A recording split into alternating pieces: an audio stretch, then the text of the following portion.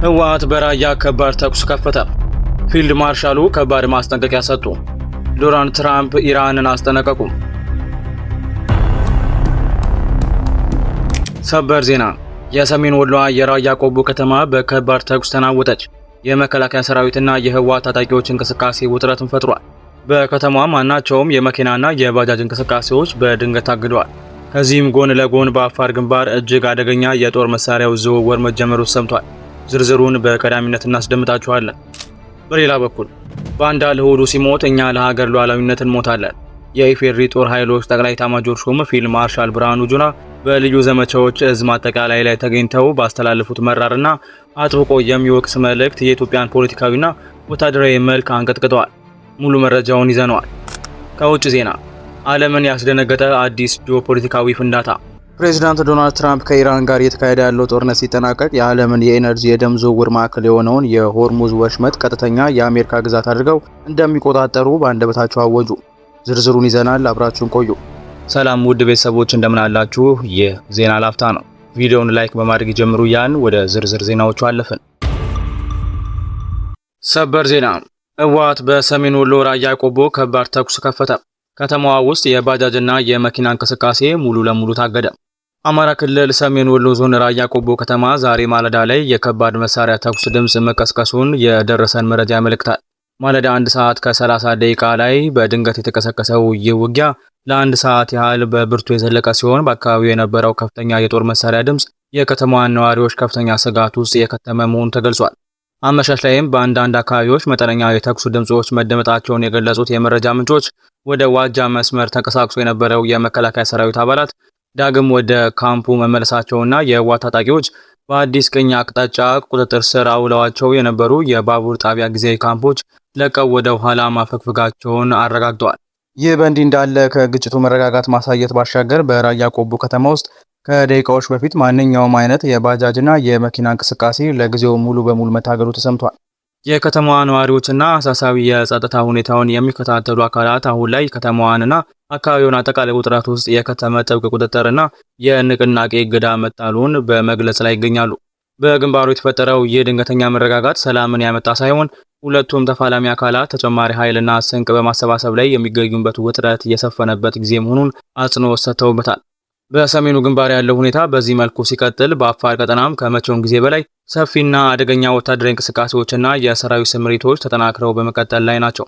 በተለይም ኤርትራ ከኢትዮጵያ መንግስት በቡሬ ግንባር በኩል ሊመጣበት የሚችለውም ማንኛውም አይነት ወታደራዊ ጥቃት ለመከላከል ሲባል ከህወሓት ጋር ያልተቀደሰ የሚባል አዲስ ስልታዊ ጥምረት መፍጠሯ ተመላክቷል።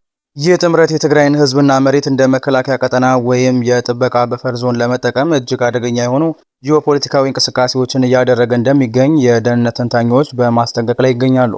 የዚህ ስልታዊ ጥምረት ማሳያ የሆነውና ትልቅ ስጋት የፈጠረ ወታደራዊ ዝግጅት በይፋ የተጋለጠ ሲሆን በትናንትናው ዕለት ብቻ ከኤርትራ በአዲግራት በኩል 7 ፒኤምፒ ታንኮች፣ 4 ዙ-23 የጸረ አየር መከላከያ መሳሪያዎችና በርካታ ከባድ መድፎች ወደ ኢትዮጵያ ድንበር ውስጥ መግባታቸው ታውቋል። እነዚህ ከባድ መሳሪያዎች ከትናንት በስቲያ ጀምሮ በመቀለ አቅጣጫ በኩል ወደ አፋር ቀጠና እየተጓዙ መሆናቸው የተረጋገጠ ሲሆን ይህ ወታደራዊ የቁሳቁስ ማጠናከር ሂደት በሁለቱ ማለትም በራያና በአፋር ግንባሮች ላይ ከዚህ ቀደም ከነበረው የከፋ መጠነ ሰፊ ውጊያ በቅርቡ ሊቀሰቀስ የሚችልበት እድል እጅግ የሰላ መሆኑን አስተያየት ሰጪዎች በስጋት እያመለከቱ ይገኛሉ። እርስዎም በዚህ መረጃ ላይ ያሉትን ማንኛውም ሀሳብና አስተያየት በኮሜንት ሴክሽን ላይ እንዲያጋሩን እየጋበዝን አሁን በቀጥታ ወደ ቀጣዩ ዜና እንለፍ። ባንዳ ለሆዱ እኛ ለሀገር እንሞታለን። ፊልድ ማርሻል ብርሃኑ ጁላ የሰጡት ታሪካዊና አነጋጋሪ መግለጫ። ፊልድ ማርሻል ብርሃኑ ጁላ የልዩ ዘመቻዎች እዝ የ2018 በጀት ዓመት ማጠቃለያ መድረክ ላይ ተገኝተው ባደረጉት ታሪካዊና አነጋጋሪ ንግግር የሀገሪቱ ሉዓላዊነትና ደህንነት ለማረጋገጥ የተዘረጋው የጸጥታ መዋቅር በከፍተኛ ዝግጁነት ላይ እንደሚገኝ በይፋ አብስረዋል። የውጊያ ማርሽ ቀያሪውና የሀገር አደጋዎች ፈጣን ምላሽ ሰጪ እንደሆነ የሚታወቀው የልዩ ዘመቻዎች እዝ የጠላቶችን ስጋት አስቀድሞ በመቀልበስ ረገድ የሰራዊቱን ስትራቴጂካዊ የበላይነት ያስመሰከረ ዋና መቺ ኃይል መሆኑን ጠቅላይ ኤታማዦር ሹሙ አጽንኦት ሰጥተው ገልጸዋል። ህወሓትና ሻዕቢያን ጨምሮ ከውጭ ባዕዳን ስትራቴጂዎች ጋር በማበር ኢትዮጵያን ለማዳከም የተጠነሰሰው አደገኛ ደባና ሴራ በሰራዊቱ የብረት ግትርነትና ጽናት ሙሉ በሙሉ ከንቱ መደረጉን ፊልድ ማርሻል ብርሃኑ ጁላ በግልጽ አስታውቋል። ታሪካዊ ጠላቶችና የውስጥ ካድሬዎች ከውጭ ኃይሎች ጋር በመተባበር በኢትዮጵያ ብሔራዊ ጥቅም ላይ የሚሰነዘሩት ማናቸውም ሙከራዎች የከሸፉ መሆናቸውን በመጥቀስ የሀገርን ሕልውና ለመጠበቅ ሲባል የሚደረገው ትግል ፍጹም የማይናወጥና በድል የሚጠናቀቅ መሆኑን በሰፊው አስገንዝበዋል። የሀገርን ሰላምና ጸጥታ ለማፍረስ የሚንቀሳቀሱ አካላት የሚፈጽሟቸው ህገወጥ ድርጊቶች በህግና በሰራዊቱ ቆራጥ እርምጃ የሚመቱ መሆናቸውን ተገልጿል።